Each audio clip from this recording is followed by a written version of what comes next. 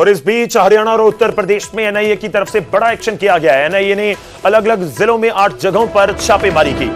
BKI Babbar Khalsa international आतंकी गोल्डी बराड़ से जुड़े ठिकानों पर यह छापेमारी की गई है। कई इलेक्ट्रॉनिक गैजेट्स को भी जब्त किया गया है। कुछ और भी सामान है जिसको जब्त किया गया है। 2024 में गुरुग्राम के क्लबों पर ग्रेनेड हमलों से जुड़ा हुआ यह पूरा मामला है। गैंगस्टर रोहित गोदारा ने सोशल मीडिया पर एक पोस्ट के जरिए इस हमले की जिम्मेवारी ली थी। 2024 में गुरुग्राम के क्लबों पर हमला हुआ था, उससे जुड़ा हुआ मामला है और एनआईए की तरफ से बड़ा एक्शन है। 8 जगहों पर 8 जिलों में जो छापेमारी की गई। शंकर आनंद हमारे सहयोगी इस समय फोन लाइन पर हमारे साथ हैं। शंकर, बताइए थोड़ी जानकारी, क्या कुछ है, कहां पर ये छापेमारी हुई है और इसमें कोई कामयाबी, कोई गिरफ्तारी अभी तक? निश्चित तौर पर देखिए, जिस तरह से केंद्रीय जांच एजेंसी एनआईए के द्वारा एक बड़ी सर्च ऑपरेशन की कार्रवाई को अंजाम दिया जा रहा है और जिस तरह से अगर कहा जाए हरियाणा और उत्तर प्रदेश के कई इलाकों में भी जिस तरह से सर्च ऑपरेशन को अंजाम दिया जा रहा है और जिस तरह से बब्बर खालसा इंटरनेशनल आतंकी गुट जो है और इस मामले में जो गोल्डी बराड़ है, जिसे जिंदर सिंह उर्फ गोल्डी बराड़ जो है, उससे जुड़े हुए कई जो अन्य आरोपी थे, उससे जुड़े कुछ महत्वपूर्ण इनपुट्स मिले थे।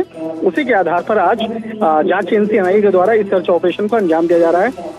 और पिछले कुछ समय पहले जिस तरह से अमेरिका स्थित जो गैंगस्टर रणदीप मलिक है, उससे जुड़े हुए कई अन्य आरोपी हैं, उससे जुड़े हुए कुछ इनपुट्स मिले थे और उसी इनपुट के आधार पर उसका जो गुरुग्राम कनेक्शन है वो निकल के आया था। जिस तरह से गुरुग्राम की अगर बात करें तो पिछले साल जिस तरह से दिसंबर 2024 में सेक्टर 29 में जिस तरह से वेयर हाउस क्लब और वुमेन क्लब के पास जो ग्रेनेड हमला हुआ था, तो वहां पर जिस तरह से उसका कनेक्शन फॉरेन से जुड़ा हुआ निकल के आया था और इस मामले में कुछ नए इनपुट्स जो हैं वो खंगाले गए और आज 8 लोकेशन पर सर्च ऑपरेशन की कार्रवाई को अंजाम दिया जा रहा है और इस सर्च ऑपरेशन के दौरान में काफी महत्वपूर्ण सबूतों को, इलेक्ट्रॉनिक एविडेंस को इकट्ठा किया गया है, जिसके आधार पर आने वाले दिनों में कई लोगों से पूछताछ की जाएगी।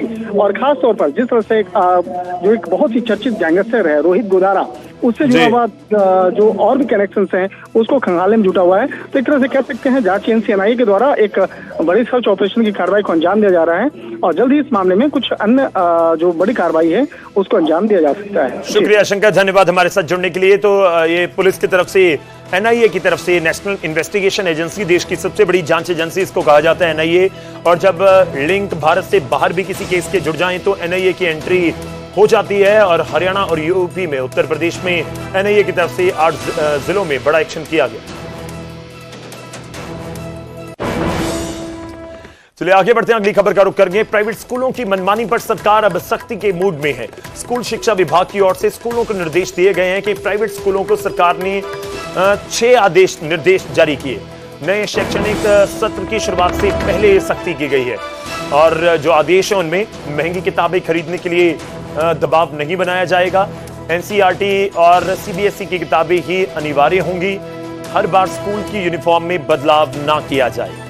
तो 6 निर्देश दिए गए हैं, उनमें जो अहम है कि हर बार यूनिफॉर्म बदल दी जाती है, तो उसको ध्यान में रखते हुए ये आदेश दिए गए। अंकित दुधानी हमारे से होगी इस समय हमारे साथ जुड़ रहे हैं, सीधा उनका रुख करते हैं। अंकित, थोड़ा सा बताइए 6 आदेश कौन कौन से?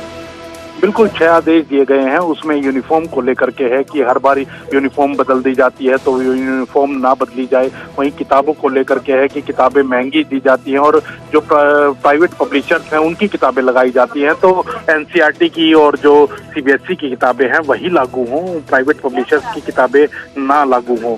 साथ ही पानी के लिए कि पानी के पर्याप्त सुविधाएं जो स्कूल है उसके अंदर हों, बच्चों को मजबूर ना किया जाए कि पानी की बोतल्स वो घर से लेकर के आए।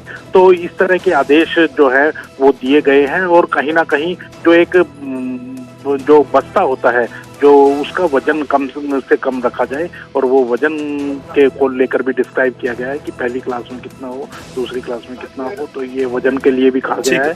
तो कहीं ना कहीं ये सारे जो एसओपीज हैं वो बताए गए हैं। शुक्रिया, धन्यवाद हमारे साथ जुड़ने के लिए, इस पूरी बातचीत के लिए। तो ये कुछ आदेश हैं, 6 आदेश हैं जो दिए गए हैं शिक्षा विभाग की ओर से, स्कूल शिक्षा विभाग की ओर से, और प्राइवेट स्कूलों की मनमानी को रोकने के लिए सख्ती की गई।